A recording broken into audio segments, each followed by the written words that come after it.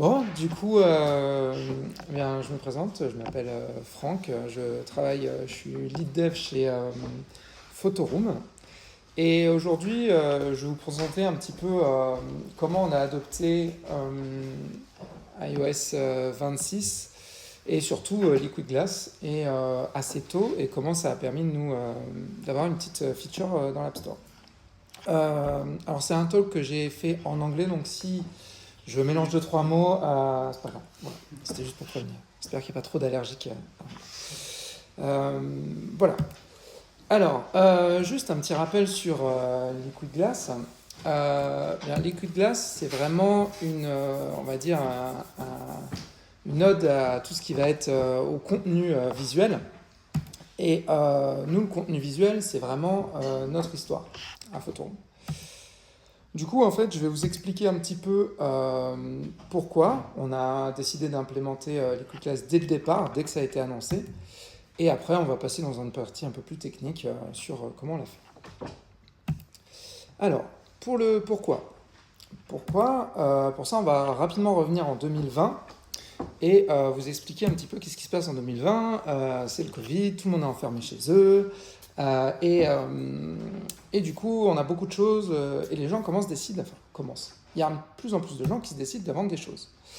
Ça, c'est ce que les gens prennent en photo, donc des t-shirts qui sont des t-shirts ou autre chose, mais qui sont mal éclairés, qui sont sur le sol.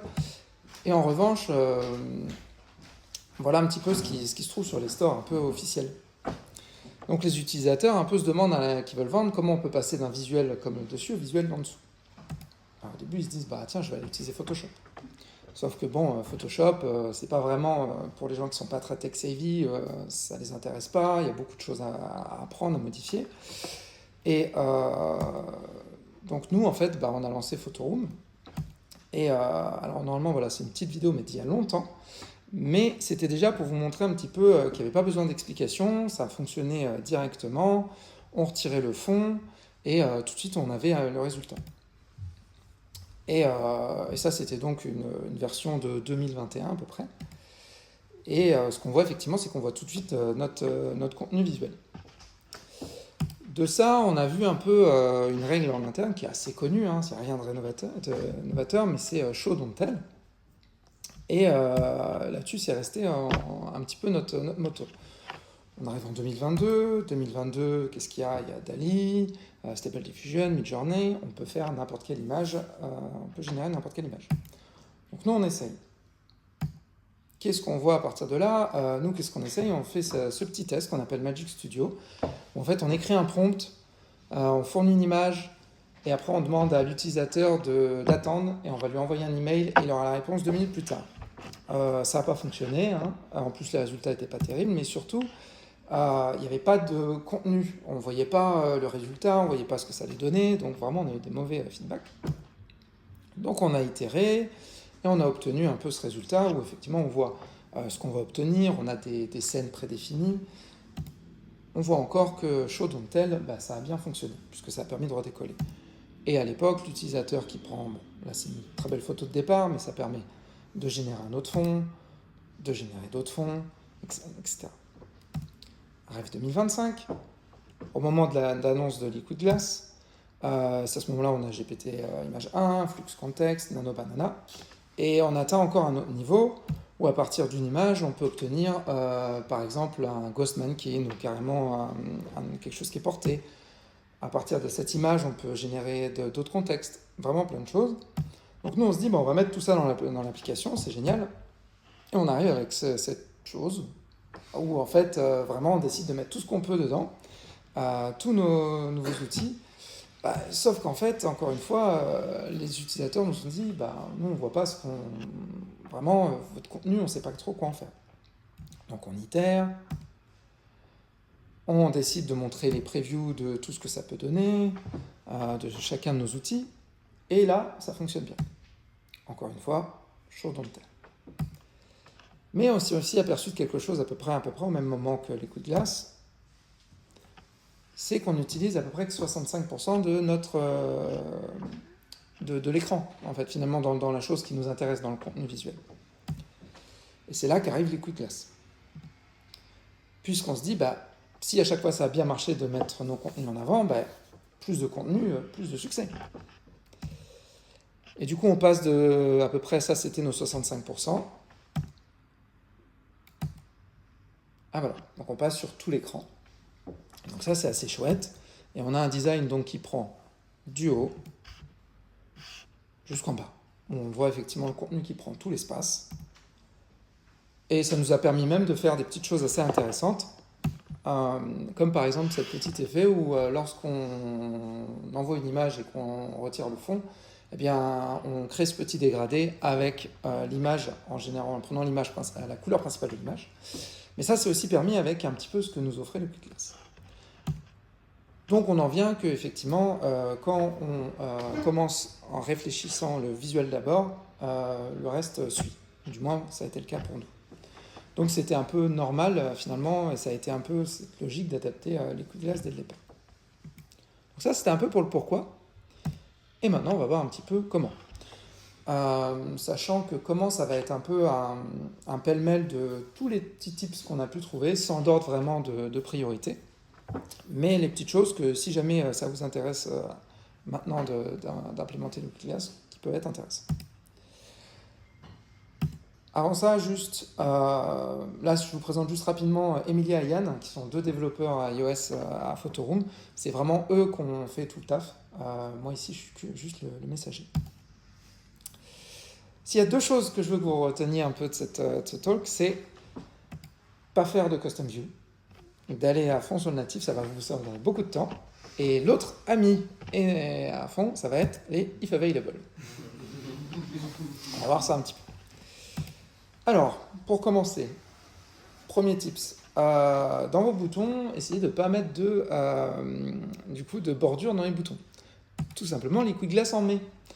Donc, alors là, je ne sais pas si on voit bien avec mais notre Get Pro button, il y a une bordure dans une bordure. Notre Exit button, il y a une bordure dans une bordure. Et du coup, on tombe avec notre premier if available. Par exemple, où effectivement, on met notre bouton tout simple en iOS 26, sinon, on ajoute notre bordure. Le back button. Alors nous, le back button, c'est pas un close button. Qu'est-ce que je veux dire par là? C'est que nous, on l'a un peu abusé. Notamment, il y a pas mal d'endroits où on voulait que notre back button soit en haut à gauche, pour des raisons, et du coup, on s'est dit, tiens, c'est pas mal de override le navigation back button. On le cache et on met un custom button. Sauf qu'on obtient, là il est écrasé, honnêtement on a encore ce border dans le border. Bref, encore une fois, limiter les custom views.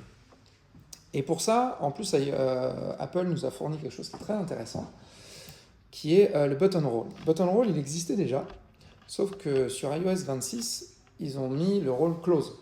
Et en gros, on a un bouton close qui est très bien adapté, qui fait tout ce qu'il a besoin.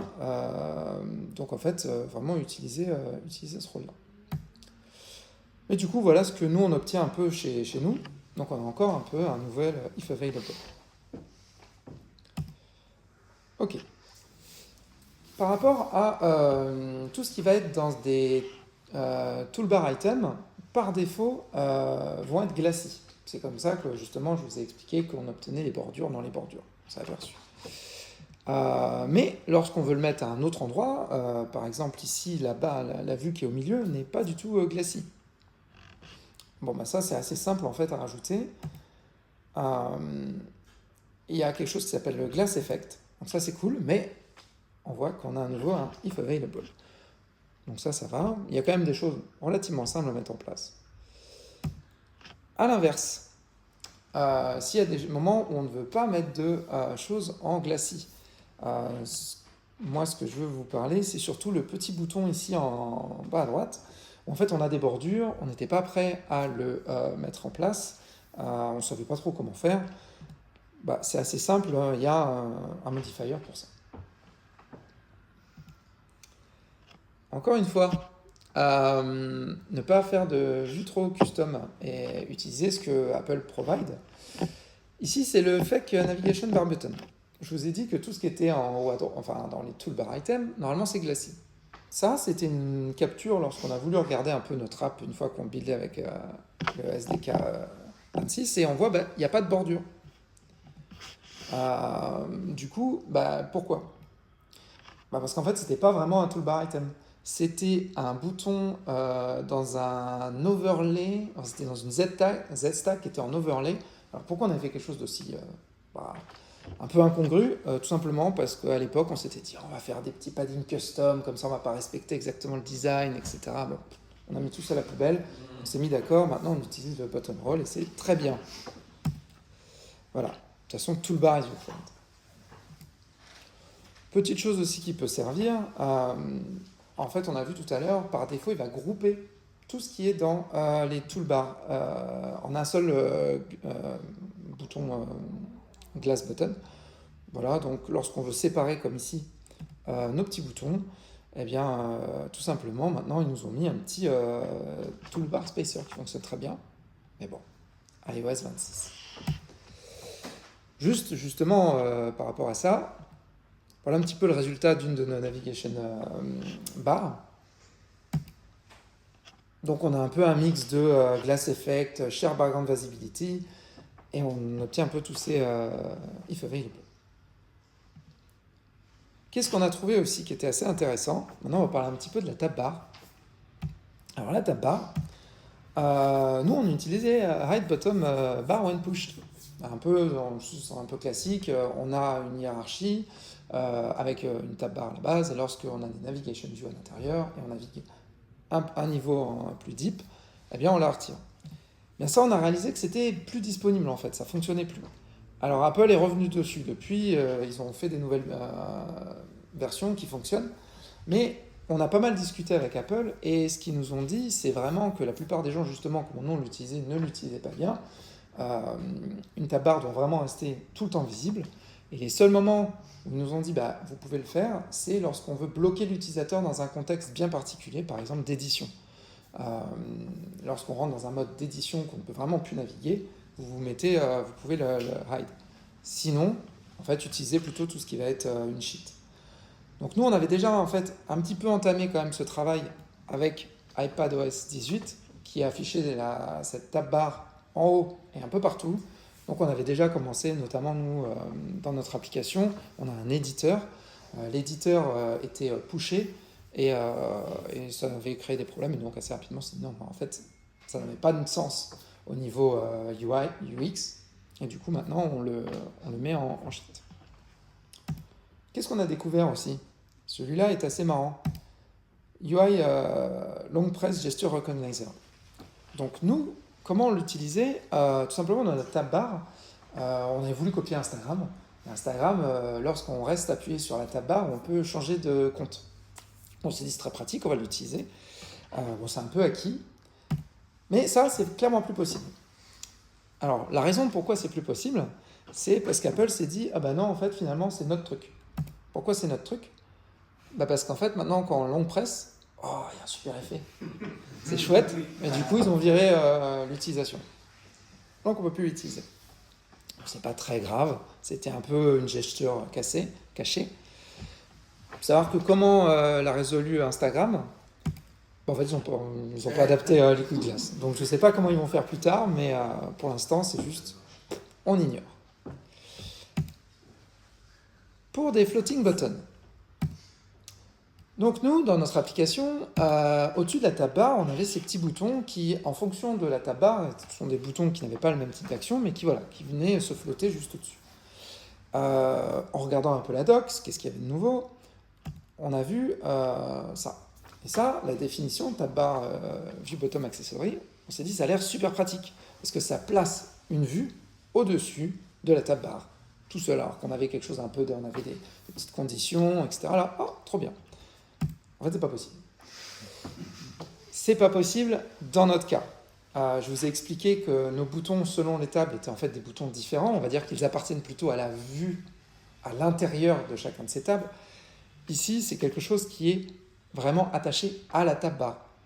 Et l'exemple le plus flagrant et très bien, en fait, c'est Apple Music, qui va utiliser cette vue qui flotte au-dessus, mais qui est, on va dire, vraiment liée à la tab bar et pas aux vues qui est à l'intérieur, ce qui n'était pas notre cas. Cependant, Apple nous a quand même fourni des choses un peu intéressantes. Il y a justement ce Safe Area Bar qui nous permet de placer n'importe quel contenu au-dessus de la barre, enfin, juste en respectant la Safe Area. Donc ça fonctionne très bien. Donc on a pu adopter ça. On en a profité pour mettre les boutons un peu liquides. Et quelque chose que lors de nos discussions avec Apple a été assez intéressant. Vous avez vu, on ne fait plus ces boutons qui prennent toute la largeur. C'est-à-dire que c'est quelque chose qui nous ont assez non recommandé, en nous disant qu'un bouton vraiment devrait hug son content au maximum. Bien sûr, vous pouvez mettre du padding, mais ce côté un peu fait qu'ils prennent toute la distance, c'est pas vraiment bien regardé. Et eux, voilà, nous ont conseillé ça, donc on est parti là-dessus. Autre petite chose assez intéressante, on a transformé des vues justement en toolbar, en bottom toolbar. Je vous ai dit que toolbar is your friend. Par exemple, ici, ça c'était la vue qu'on avait avant, donc c'était quand même pas mal. On avait manage account en bas, mais on s'est dit, tiens, on va utiliser un peu, ça va être l'occasion d'utiliser iOS 26. Alors là, sur l'écran, ça rend pas très bien, mais en fait, quand c'est en motion, c'est assez sympa. Manage account, c'est blurry, et puis on voit, c'est assez lisible, ce qui n'est pas trop le cas là-dessus. En revanche, le problème de ça, c'est qu'on ne voulait pas rééviter d'avoir une vue vraiment différente en iOS 18. Du coup, en fait, on obtient un petit peu cette vue dégradée en iOS 18. Juste pour vous dire qu'en fait, nous, on a décidé des fois de faire des compromis. On s'est dit, c'est moins bien que ce qui était avant sur iOS 18, c'est pas grave, on fait pour le futur.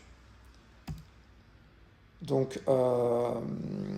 Donc il y a quand même des if available, notamment pour tout ce qui va être la couleur, comment c'est géré, notamment le spacer aussi qu'on veut pour mettre entre les deux. Enfin, je vais vous parler un petit peu, pour finir, de SwiftUI et du UIKit intégration. Nous, dans notre application, il y a des moments, c'était un sacré sandwich. C'est-à-dire qu'on avait un container UIKit qui appelait du SwiftUI, qui à l'intérieur appelait du legacy UIKit, et ainsi de suite. Ça, c'est très mauvais pour les coups de glace. Il se perd, lui qui aime bien faire les choses un peu de manière automatique. Donc, essayez d'être le plus maigre possible entre ces couches. Et nous, justement, ce qui a été assez intéressant, c'est que vous voyez ce Get Pro button qui est en haut. En fait, il faisait la même chose d'une table à une autre. Mais avant, en fait, c'était chaque container. Il y avait un délégué sur ce bouton. Ok, j'appuie sur ce bouton et le container dans chacun des tables disait je vais afficher cette modale qui vient par-dessus, cette sheet. En étant le plus lean possible, nous, ça nous a permis de simplifier un peu la vie. Par exemple, ici, maintenant, c'est vraiment le bouton qui, en fait, va afficher lui-même sa vue. Et du coup, maintenant, ce bouton, il est self-contained, c'est le même partout. Et ça nous a permis un petit peu, c'est du bonus, on va dire, d'avoir travaillé, de réduire au maximum ces couches. Enfin, la dernière chose sur le sujet, c'est que les vues devraient être présentées de leur part. Là, ce que je vais vous expliquer, c'est, je ne sais pas si vous vous souvenez des confirmation dialogue, où c'est ces vues qui viennent se mettre un peu comme une... c'était quoi? C'était alert view? Je ne sais plus, qui venaient se mettre à bottom. Mais par exemple, sur iPad, il fallait leur donner une vue pour qu'ils s'affichent bien avec la petite flèche. Eh bien ça, maintenant, il vaut mieux même le mettre aussi sur iPhone, tout simplement parce qu'on a ce Morph Effect, par exemple, qui est gratuit, mais il est gratuit si vous le présentez de la vue de laquelle il vient. Donc, un peu comme je vous dis, ce Get Pro button, bien que là c'était une modale, mais il affiche vraiment ses vues. Ici, c'est pareil. C'est aussi pour ça qu'on avait modifié, d'ailleurs, vous voyez le Manage Account, comme ça on a ce Morph Effect gratuitement. Sur les custom views, je voudrais finir un petit peu là-dessus. Ça, c'est un point un peu intéressant. Ça, c'est une vue qu'on a fait 2 semaines avant l'annonce de Liquid Glass. On s'est dit, c'est quand même vachement bien, on va créer ce petit champ au-dessus du clavier, ça marche bien, on dirait presque que c'est dans le on va dire l'OS. Eh bien, le jour où on a buildé, ça donne ça. Donc, le support, là, effectivement, c'est tout cassé. Là où je voulais en venir, c'est qu'on ne peut pas non plus tout le temps ne jamais faire de custom view. On l'a gardée, cette vue-là, c'est juste qu'on a décidé tout simplement de la réadapter pour iOS 26. Donc on a tout simplement un petit if available encore. Mais voilà, c'est juste que si vous faites du custom view, voilà, gardez ça en tête qu'un jour ça peut venir vous remanger. Donc c'est vraiment dans le cas un petit peu, on va dire, dernière ressource. Donc on a obtenu, là actuellement, on est juste pour la partie UI, on est à 82 if available. Dans notre code.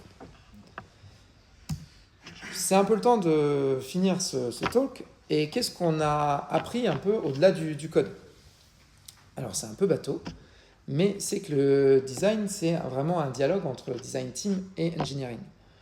Pourquoi je dis ça? C'est que pendant 2 mois où on a décidé de faire ceci, d'implémenter Liquid Glass, ça a été vraiment un moment de collaboration extrêmement fort entre nos designers et nos ingénieurs. Il y avait un Slack dédié, il y avait des conversations tous les jours, du back and forth. Tiens, on aimerait tester ça. C'était itéré par nos ingénieurs. C'est pas possible. On essaye. C'était vraiment hyper intéressant. On a aussi pu travailler très bien avec Apple. Ils étaient très ouverts à ce moment-là. Ils ont fait des workshops qui étaient ouverts sur inscription, mais qui étaient ouverts à tout le monde sur Paris. Ils étaient hyper ouverts au feedback, donc c'était hyper intéressant ce côté vraiment back and forth. Et surtout, maintenant, qu'est-ce qu'on a? On a quelque chose qui est beaucoup plus natif. On a un design system qui est beaucoup plus robuste. Et tout ça, vraiment, un peu grâce à Liquid Glass. Donc c'était vraiment intéressant. Et on est passé de ceci, donc ça c'était iOS 18. Là, on ne voit pas trop, mais c'était quand on a buildé avec justement le SDK pour voir. Et on a obtenu, voilà, on avait vu en début de présentation, qui est un peu, on va dire, une update visuelle, une des plus grosses qu'on a pu faire ces dernières années. Bien sûr, avec Apple, tout n'est pas non plus super sympa. C'est-à-dire que nous, dès qu'on a eu la RC qui était disponible, on s'est dit, hop, c'est bon, on soumet, on veut être day one. Hop, donc on a le 11 septembre, sachant que la release était le 15 septembre. Voilà, on a envoyé en review, tout va bien. On a quelques jours. Le 15 septembre, on arrive le matin, toujours pas de review. À vrai dire, ça a même été bloqué pour une raison qui n'était pas du tout, on a été rejected. Voilà, on relance. Bon, à 1h de l'après-midi, c'est bon, la build acceptée. Petit coup de stress. Et avec Apple, nous, on ne sait jamais, mais nous, le lendemain, on s'est réveillé et on était dans les premières apps à être recommandées, donc c'était hyper chouette. À vrai dire, on pensait que voilà, il y avait moyen, mais qu'avec Apple, c'est jamais sûr.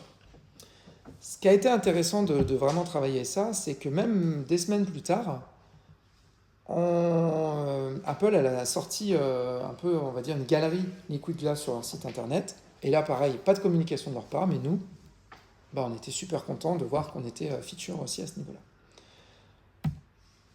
Donc voilà, ça finit à peu près cette petite conclusion de pourquoi et comment.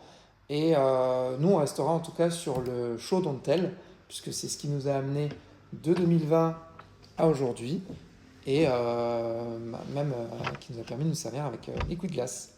Voilà.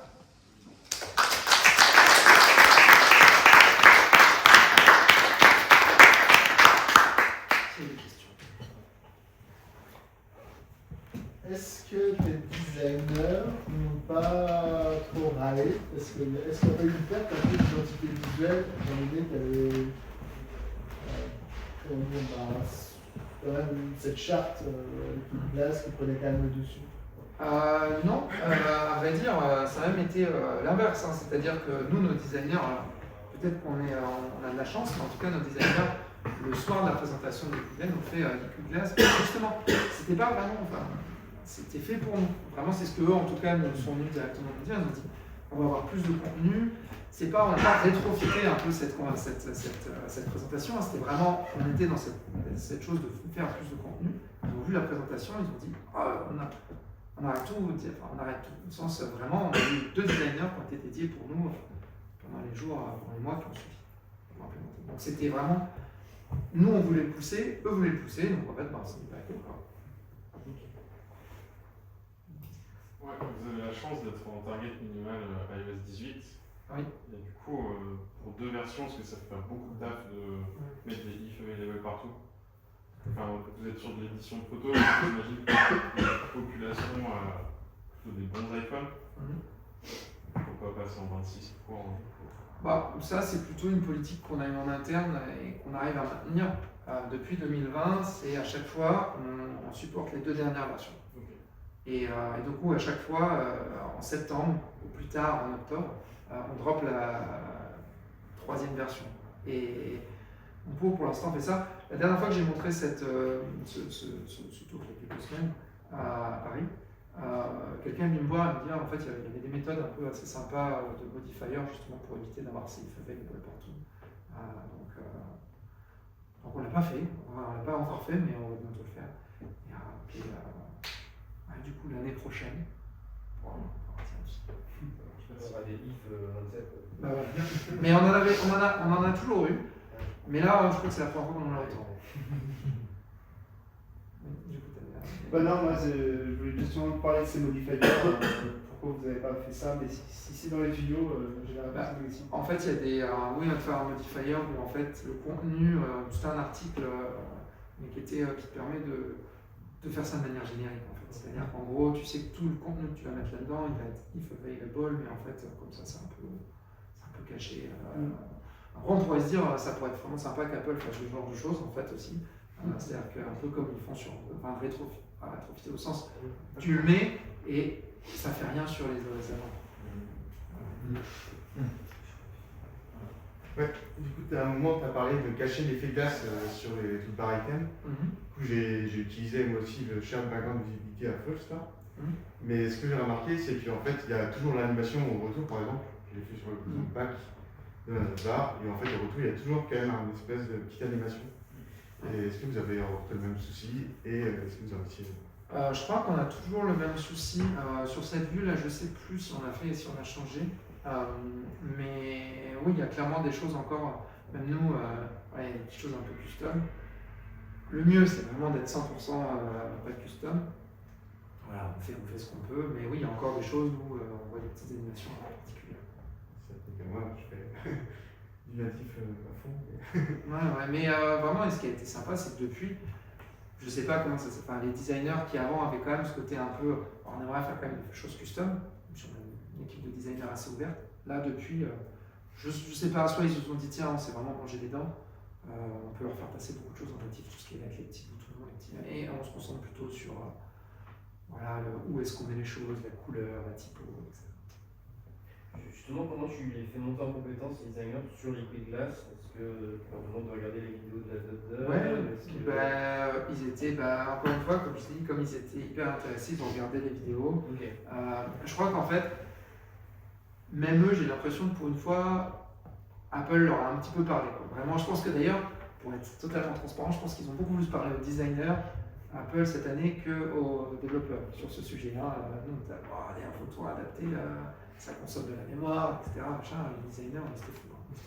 C'est génial, etc. Donc, ils étaient à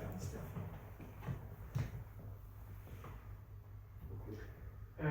Quel niveau de fiabilité est-ce que vous avez réussi à garder sur iOS 18 par rapport à l'ancienne version de l'app quand il n'y a pas eu de glace? Est-ce que sur iOS 18 c'est la même chose? Ou tu disais il y a des endroits où vous avez dû faire des compromis? Il y a quelques endroits. Il y en a beaucoup. Ouais. Il y en a quelques-uns. Je vais vous montrer celui-là, en plus qui est dans un panneau vraiment. Cette manette G40, c'est pas non plus important. Globalement, quand même, on a pu s'en sortir, comme par exemple ce petit effet de gradient, tout ça, finalement, c'est sur iOS 18. On aurait déjà pu le faire avant, c'est juste qu'en fait, ça nous a ouvert un peu la discussion avec qu'est-ce qu'on peut faire, on a vraiment tout ce real estate. Mais globalement, ça va. Par contre, c'est vrai que moi, ça fait un bout de temps que je ne l'ai pas lancé sur iOS 18.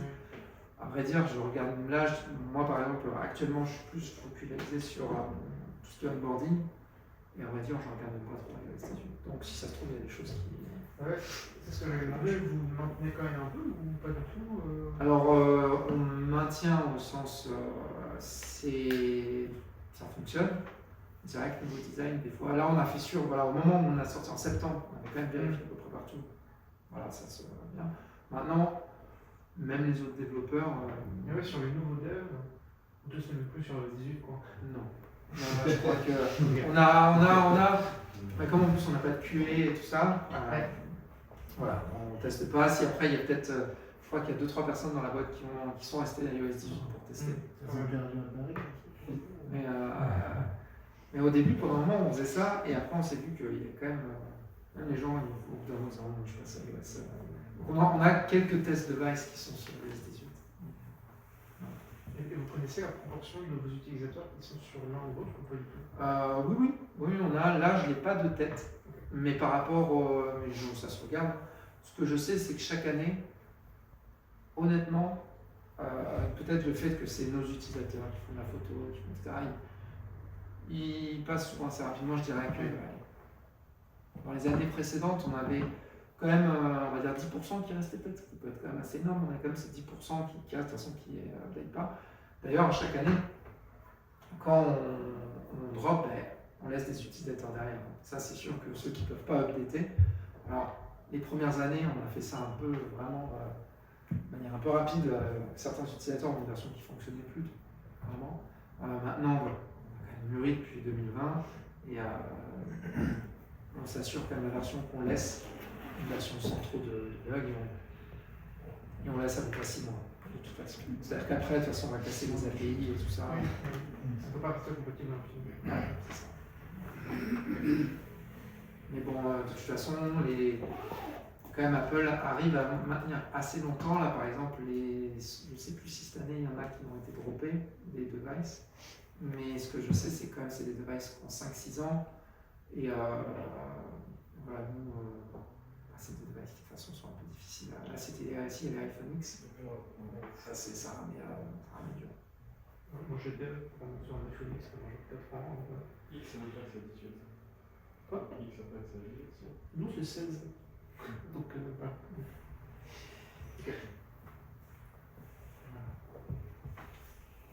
Et vos designers, du coup, ils sont super occupés sur iOS.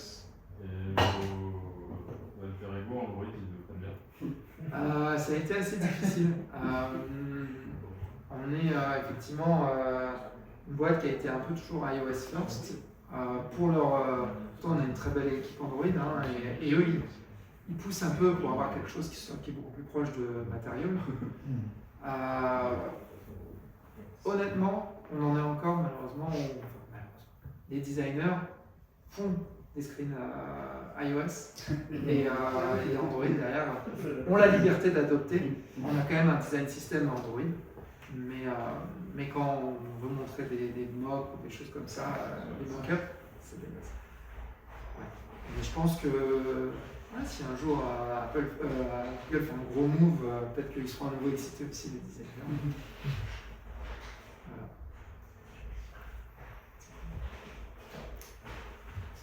Merci. Merci beaucoup.